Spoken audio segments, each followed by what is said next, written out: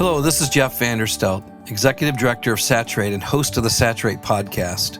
Saturate exists to serve and equip leaders to start and strengthen unified gospel city movements that lead to gospel saturation, to the end that every man, woman, and child has repeated opportunities to meet Jesus through his church on mission everywhere and every day. We believe this will require, as Jesus prayed in John 17, that the church is unified, that they're deeply connected and collaborating together in a region around 5 key initiatives, which we see in Acts 13 and 14, when the Apostle Paul worked out his plan of citywide gospel saturation. Starts with prayer. The idea is that we want to see leaders, followers of Jesus across the city praying together, listening collectively to the voice of God so that Jesus might direct them in the way he wants them to go, and they might tap into that supernatural power to accomplish his purposes. Second, disciple-making strategies. We want to make sure we're preaching and declaring the good news of Jesus with the goal of seeing disciples made who also make disciples in their context. Third, Paul went back and strengthened the churches. So we want to see leaders become healthy. We want to see disciples be formed in maturity. And fourth, we want to serve the city in a way that looks like the kingdom of God breaking in, as Paul declared that it would be through much tribulation that we would enter the kingdom, referring to the idea of bringing the rule and reign, or that full expression of Jesus's lordship, into a context in such a way that the city would see good news being worked out in everyday life. And then lastly, we believe this will lead to starting new expressions of the kingdom, new churches, new nonprofits, new businesses that all embody these priorities. Now, presently, we're in a series on disciple-making pathways. And in the first episode, I unpacked that quite a bit. So if you are just stepping in, I'd encourage you to go back and listen to that overview. Today, in particular, we're going to be looking at the first stage of the disciple-making pathway, which begins with people who are spiritually dead. They're not yet awakened to who Jesus is, connected relationally to the Father, God the Father, through the Spirit. Some like to call this the spiritually unborn. So, because the reality is we're stepping into a work God's already at work doing. In a lot of ways, we're like a midwife, joining God's work in a human to see him bring about spiritual life in them. And so we don't do that, he does, but we participate in that. So we're going to spend our whole episode today considering how we personally, as well as we in the church or the nonprofit or business or whatever it is that you might have access to or be a part of or lead, how do you engage this particular phase, and how do you train people to engage this phase of reaching out to the spiritually dead or the spiritual unborn? I briefly mentioned in our last episode that one of the key needs in this particular stage is for God's people to be hospitable. In fact, it's a command given to the leaders of the church. It's a requirement of elders that they be hospitable. They're supposed to set an example for the rest of the church, so the church will be hospitable. It really represents the nature of God. And maybe the most profound demonstration of this hospitality is the story Jesus tells of the 2 brothers, the younger brother who demanded that he get get his inheritance, and he goes and squanders it off in wild living until he has nothing. Comes to his senses while he's feeding pigs, recognizing they have something to eat and he doesn't, that he would be far better off back home, even being a servant in his household, than he would be far away from home. And we know the story Jesus tells of the son coming to his senses, coming home, and as the father sees him far off, the father runs out to meet him, embraces him, basically commands his servants to put the ring on his son, the robe around his back, to go and slaughter the best animal, to throw a feast and celebrate that this son was dead, but he's now alive. He was lost, but he's now found. And we watched the older brother come in from his labor as he hears about this party that's about to take place, and he's upset, he's jealous. He demands of his father an explanation. Why would you do this for your son who squandered everything? I've been here all along, keeping, the rules, doing the work, being the quote unquote good son, the righteous son. And the father says, hey, everything I have has always been yours, but we lost one. We didn't have this brother. He was dead, but now he's alive. He was lost, but now he's found. And you see this picture of this moment where the father's welcoming the son home, not with condemnation, but with a heart of hospitality.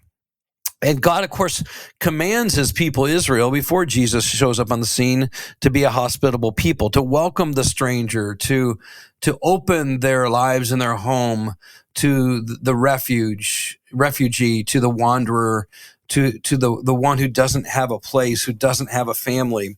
And this becomes actually a way in which God eventually determines whether or not his people look like him. In fact, he has a complaint against Israel because they were that people. He reminds them, you were nothing. You didn't earn your way into this family. You didn't have land. You didn't have your life together. You didn't have a righteousness that made me accept you and welcome you and give you a place. I chose you. I gave you a name. I made you a people. I gave you a home. I was the hospitable God to you. And God continues to remind Israel that what he did for them and establish in them, he wants to do through them to the world. He wants to show the world what he's like through his people. And that's now true of the church, that God is through us showing the world his heart of hospitality. And this idea of hospitality is making space, a safe space, for the stranger or the outsider to feel at home with us. It's a way of saying we want people to not believe they have to change to be welcomed, that they don't have to believe what we believe. They don't have to adopt our values, our morals. They don't have to use our language. They don't have to put themselves together. They don't have to clean themselves up for them to experience the loving kindness of a hospitable God through his people. So that's the first, and maybe one of the most important things I think we've got to ask ourselves is, one, are we personally that? Are we making space at our table for that, in our schedule for that, in our budget for that, when we're with coworkers, neighbors, when we're at sporting events, when we're watching our kids compete, when we're engaging teachers, administrators, politicians, civic leaders? Are we the kind of people that make a space wherever we go and where we live, work, learn, and play, where people feel safe, where they feel at home, where they believe they can be their real self? I talked about in our last episode, we're going to address how emotional health gets woven into our disciple-making pathway. And it begins here. Because if we fundamentally communicate to people in our ministry to those who don't yet know and follow Jesus that they must pretend, they must act like us, talk like us, pretend to believe what we believe in order to be welcomed, then we will from the very beginning tell people what it means to be a follower of Jesus is to put on a false self. It's to go back to the garden post eating of the fruit and adopt the posture of our parents, Adam and Eve, first parents, who covered up with the fig leaves with clothes of their own making through the fig leaves that they found, and then learned how to hide. And sadly, we know the very next story is their sons offering a sacrifice to God, Cain and Abel, and God says Cain's sacrifice was not accepted. And, Cain could have still said, doesn't mean I'm not accepted. But he basically took his actions, his behaviors, his external, and looked at that as the thing that made him acceptable. And in so doing, he was full of shame and a hatred. And as we know in the story, he kills his brother and then tries to cover it up. And that story continues all the way through the Bible, that when we try to present a false self, when we look at our identity as what we do, what we say, what we present instead of who we are, it always goes badly. And then we learn how to bring a false self to God. And sadly, a lot of us are not showing up even in our present relationship. Those of us who even profess faith in Jesus, we're not often showing up with our real self. We're not telling God the truth about what we might feel, that we feel lonely, sad, angry, hurt, that we might actually have real hatred or bitterness in our hearts. And what God wants is to show up just as we are with our real self. Like Paul said to the church in Corinth in his second letter, we all with unveiled faces beholding the glory of the Lord are being transformed from one degree of glory to another. So when we strip back the layers, when we show up with our real self in the presence of Christ, we experience a transforming presence that changes us. But sadly, if the very first step, an outsider, a stranger to the family of God, a not yet believer experience, if their very first thing is they experience us saying, I will accept you if you show up in acceptable ways. I will accept you if you take on and pretend to believe what I believe and then practice what I practice, even if I really don't believe it. So I just want to encourage you. One of the most important steps in this very beginning process of disciple making is creating space for people to truly be themselves. Hospitality, make space for the outsider, stranger, or not yet believer to feel at home in our presence. Because what we want is we want for the real self to show up so that we can get to know the real person. They can experience us loving them just as they are, which demonstrates Romans 5:8, that this is how God demonstrates his love to us. While we were still sinners, Christ died for us. We want to have that same kind of loving affection for those who are not like us, who don't believe what we believe and live like we live. But we want to be that hospitable so it's a safe place to show up with who they really are, what they really believe, what they really feel, what they really desire, and what they really long and hope for. And as we do that, we cultivate a safe space for us to be present with them, to listen to them. Jesus did this over and over and over again, whether it was the woman at the well, whether it was the woman with the bleeding issue, that she felt so safe she could even sneak up and get power from Jesus.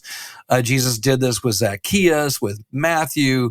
I mean, the list goes on and on. All the ways in which the people, the religious leaders, made feel very rejected, very unsafe, very outside. Jesus made feel very welcomed. In fact, because of this, Jesus was known as a man who eats with sinners and tax collectors.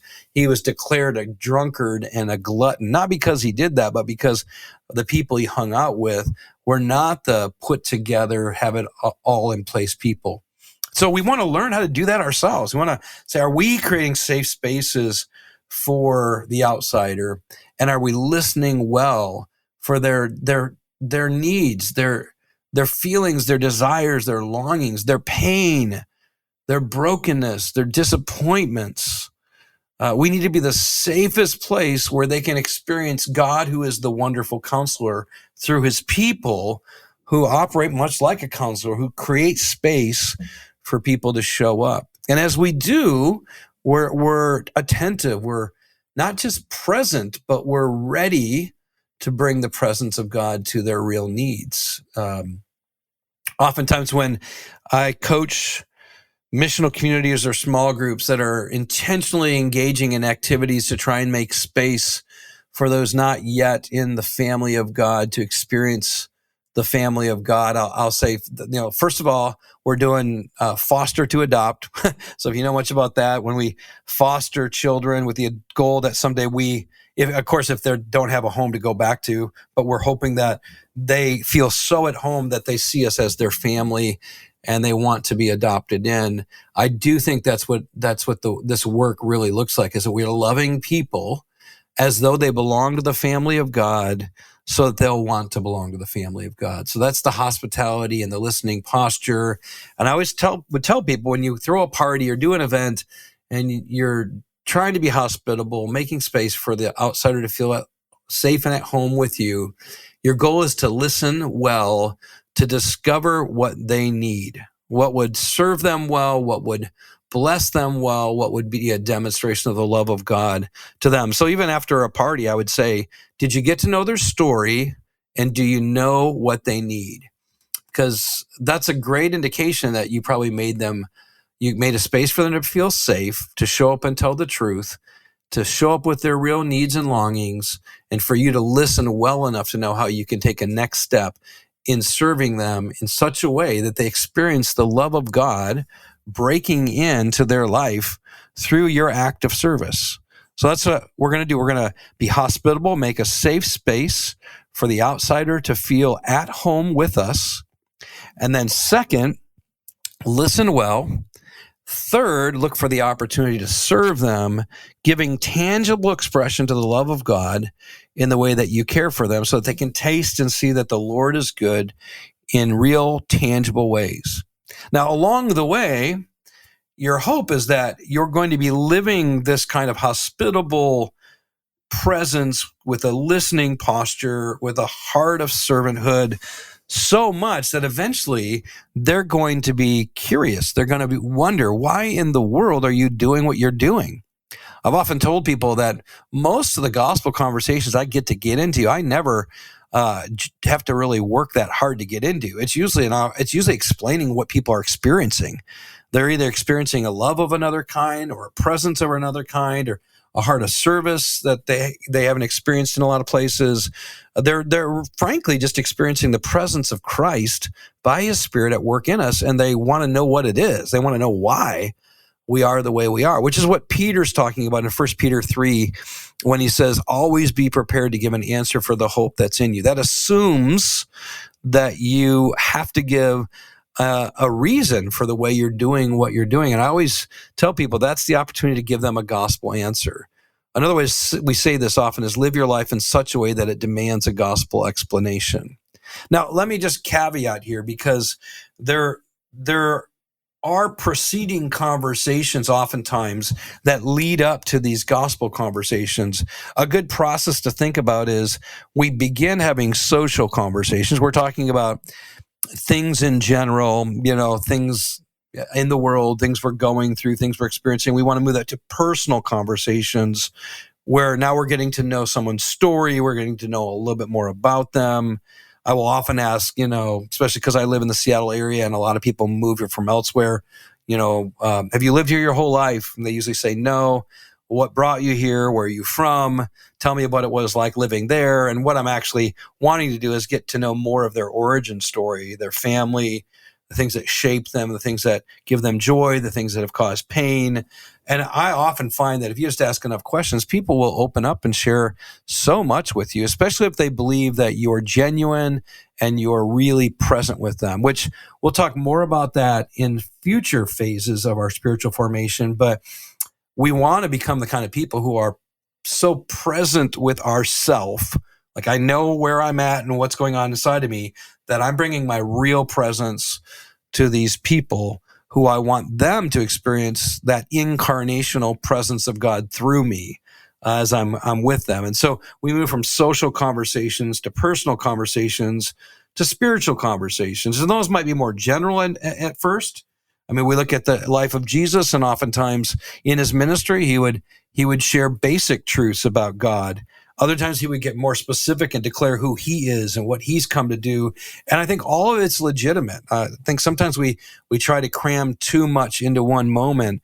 And what I find is our job is to plant gospel seeds and create eventually an overall gospel narrative for people. So sometimes it's real general. I remember one of the key conversations I had with some friends of ours who've now come to faith in Jesus, and it was pretty general, like spiritual conversations. And some of it was even stuff that I didn't agree with, that they said that I would not have said I think is true, but that's okay. I let them have the space, hospitality, to show up just as they are, to say what they think, to express what they believe. And the more they did that, the more I understood their context, their culture, their narrative, their convictions, which allowed me to be more sensitive to what I share and how I share it, and in many ways fill in some of the gaps.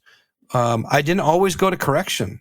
I find that sometimes if we only correct, we never get to start with a foundation we can agree on. And so I'm often listening to where do we agree, and then how do we build from there? So the spiritual conversations can get more specific, and eventually we want to certainly get to a Jesus conversation. And when we're thinking about that, there's a few tools we've developed that might be helpful. Some of you know I've written a book called Gospel Fluency, and we created a Gospel Fluency handbook for people to grow in their ability to speak the truths of Jesus into everyday life. So that's one. We also at saturatetheworld.com have tools around how to tell your story, making Jesus the hero. People don't generally argue with your story, but the question is, can you make Jesus the hero of your story so that you can share the gospel through your story? So we train people to do that. Ask yourself, do I feel comfortable doing that? Do I have the tools I need to do that? Please take advantage of what we've created if that can help you. And then a lot of the Soma churches, which is the network of churches that I belong to, we've created a variety of forms on how to tell the story of God.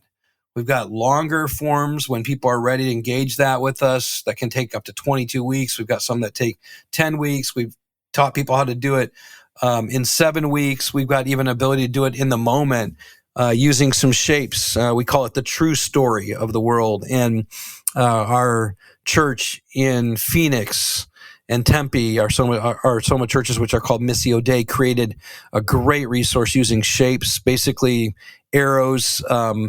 The story starts with God creating, that arrow is a downward arrow, and then us rebelling, and then God creating a people, Israel, to be his display people through which he shows the world what he's like in their midst. And then Jesus comes down. We have another arrow downward for that, and he gives his life there where we have the cross for our sins to restore us back to be God's people, to be a display to the world as Christ is living his life now through us, which is now a forward-facing arrow, which is the church in the world. And then once again, Jesus will return and make all things new. And so there's a few different shapes to tell the story of creation, fall, Israel, Jesus' death, burial, resurrection, ascension, the church's commission, and the return of Jesus to make all things new. So we've got a way to tell the story that way. There's a variety of different tools that we've used, and whether it's a follower of Jesus who doesn't know the story well, it helps them get a biblical framework that has a worldview focus, or if it's someone who's never really heard the story that's not yet following Jesus, it gives them access to the narrative, which makes a lot more sense as we are able to tell them the whole story of God. So please take advantage of the tools we've created there if those are helpful.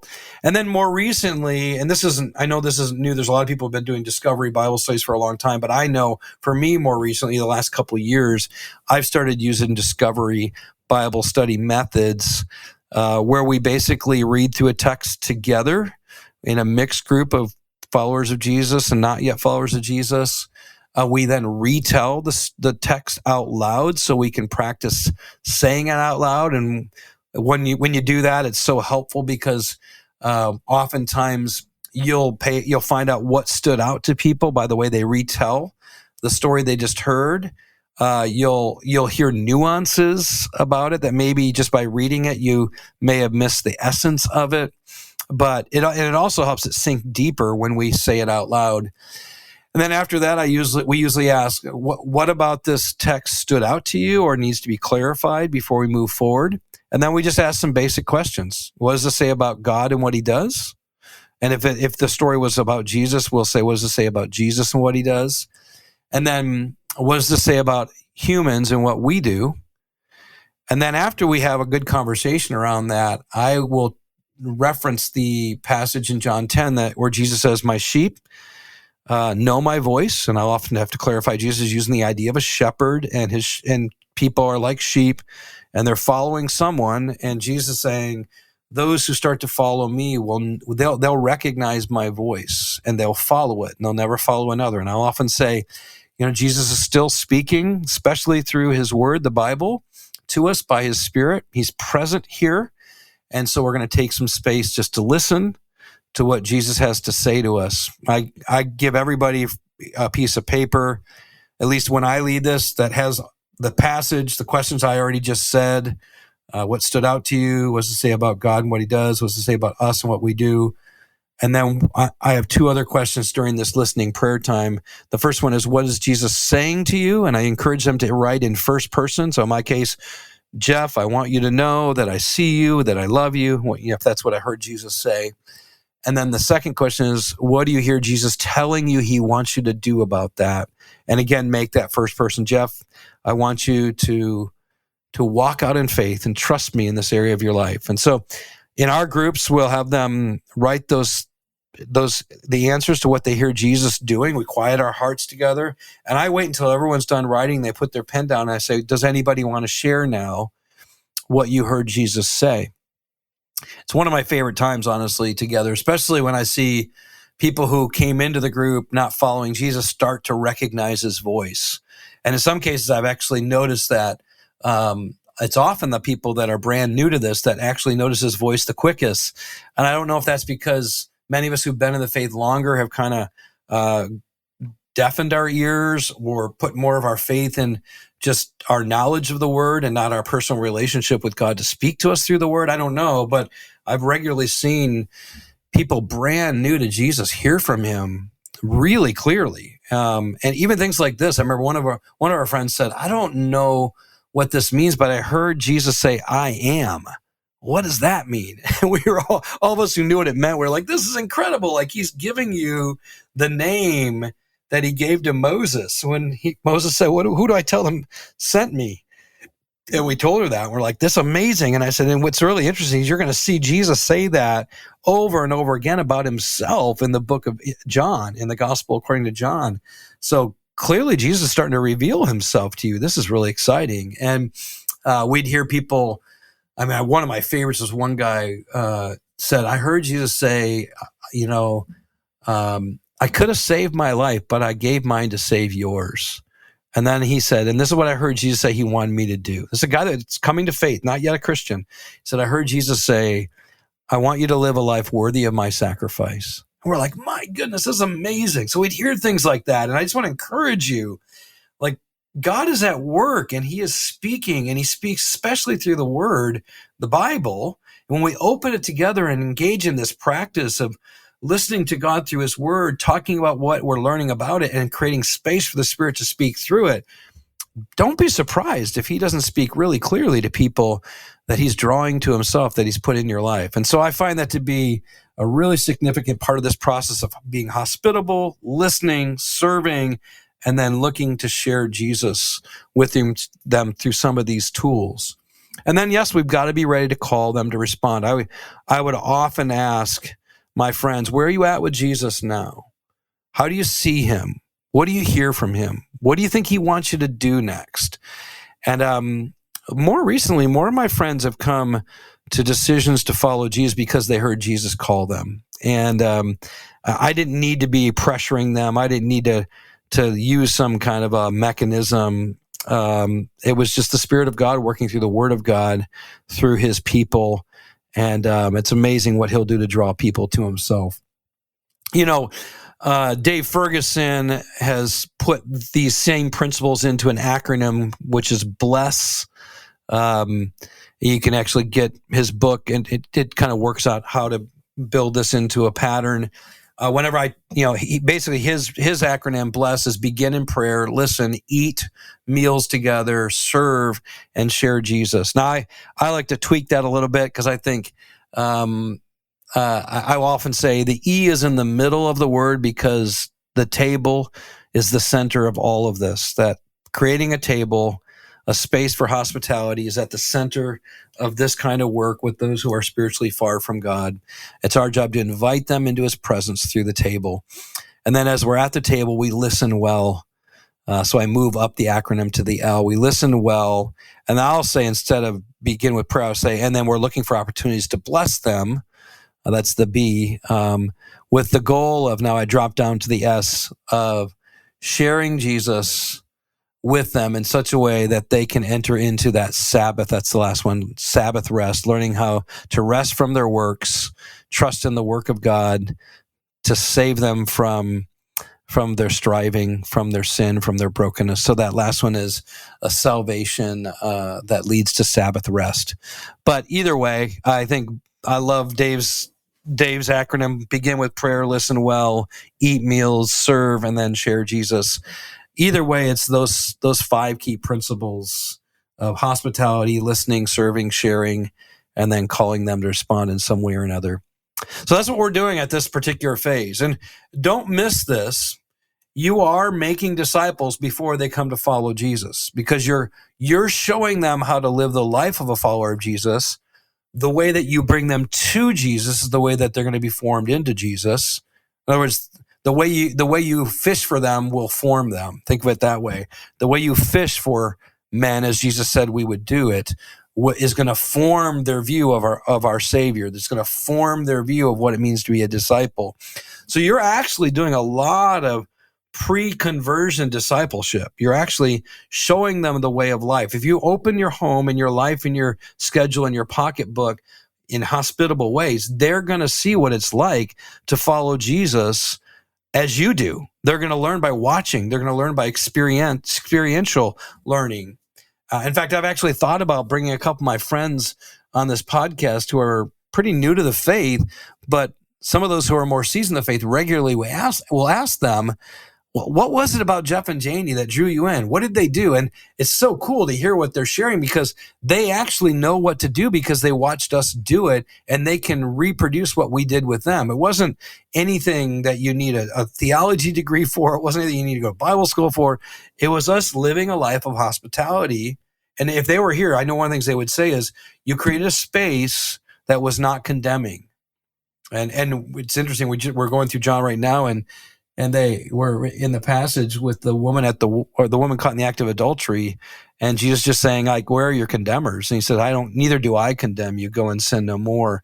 And we spent a lot of time talking about, how do we create a culture that's not condemning? How do we create a culture that's not primarily here to judge? Jesus says, I didn't come to condemn the world. And even in that passage I just referred to, he says, I could judge you, but I'm not.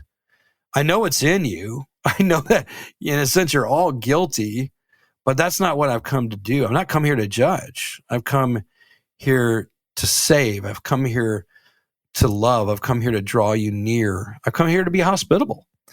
And so I know if they were on this podcast with me right now, they would say it was Jeff and Janie's loving hospitality, lack of condemnation for the things we didn't agree with or believe that they believed, a non-judgmental spirit, a willingness to be patient, to walk at their pace. I remember one of our friends said to another person in our group, she said, feels like you're trying to force this, as though it's your job to save people. And I love this. Brand new Christian goes, it's not your job to save anybody. That's God's job. Your job is to love people. And I just thought, man, that is the word of the day. It is not our job to save. It is our job to love. And as we love, as we create space for people to be present, to show up with their real self, to listen to the longings of their heart, to serve them with our words and our actions, and always be prepared to give an answer for the hope that's in us, God is going to draw so many people to himself, because it's our love that is going to demonstrate that we're his disciples. It's not our knowledge. It's not even our own righteousness, getting everything right, that Jesus says, no, they're going to know you because of your love. And that's why Paul says, man, if I had even the tongue of angels, if I could prophesy, if I can do all these things, but I have not love, it profits nothing. Without love, we're nothing, Paul says. So I just encourage you, as you're thinking about your context, your neighborhood, your workplace, your school, your family, ask yourself, am I a hospitable presence that allows people to be who they are, as they are, and experience the love of God without needing to change? Am I listening to their needs, their longings, their hopes, their disappointments, their pains? Am I ready to serve in word and deed, and then prepared to give an answer for the hope that's in me? And if God's given you people to train and lead and pour into, are you helping them learn to do this? Everybody can do this. Every Christian can do this. And it's time for us to be known as the most loving, hospitable, welcoming, caring, servant-hearted people in the world, because that's what Jesus is, and that's what he does. So my hope is that you'll have some takeaways that you might think about. How do I apply this to my own life, to my own context? How do I apply this to a place in which I have influence, where I can train others? And I want to let you know, we created the Disciples Pathway more recently to help you identify where you're at on your own journey. So you can figure out, maybe you're still in the beginning stages of being a spiritual infant, which is perfectly okay, or a spiritual child, or maybe a spiritual young adult. So we want to give you a chance to even get a sense of where you're at, and then give you some next steps in your own development. Maybe where you need to start is learning how to get some resources around helping the spiritually dead come to know Jesus. And would love for you to take a look at what we've been creating at saturatetheworld.com so we could be able to serve you. Leaders, if you have people under your care, you can have them take the Disciples Pathfinder, and even at request that the results are sent to you so you can gain insight into where your people are at. So you can find that at saturatetheworld.com, and just go to our resources top navigation bar and then click on Disciples Pathfinder. And then also, I just want to encourage you, go to our website and look under our resources for more tools that you can get to. If you don't yet have a subscription, I'd encourage you to do that. A lot of the tools that I was just referencing, you can have access to through our monthly subscription. It's really cheap. The only reason we charge something is because we do need to make some money on it to create more resources so we can provide more and more tools for you. So I hope you'll take advantage of that. And then finally, if you're a church leader who wants help in crafting your own unique holistic disciple-making pathway for your own church, I'd encourage you to check out our disciple-making lab. You can find that as well at saturatetheworld.com under training, and it'll say disciple-making lab. It'll give you more information about it. We're going to be kicking off several cohorts for disciple-making pathway in October. It's a 10-month journey where we come alongside you to help you to clarify your definition of a disciple, cultivate a culture for disciple-making, design, build, and implement a disciple-making pathway, and then create all the tools, strategies, and processes you need to equip everyday people for everyday discipleship in your church and in their world. So I want to encourage you to take advantage of that. We'll be doing one in Seattle, one in Grand Rapids, and one in Detroit, all getting kicked off in the month of October. So would love to see you there if you can join us. Once again, thanks so much for joining us for this series around the disciple-making pathway. Next week, we'll talk about the next phase of our journey, which is the spiritual infant, and how we establish a brand new follower of Jesus in their faith. I hope you'll join us.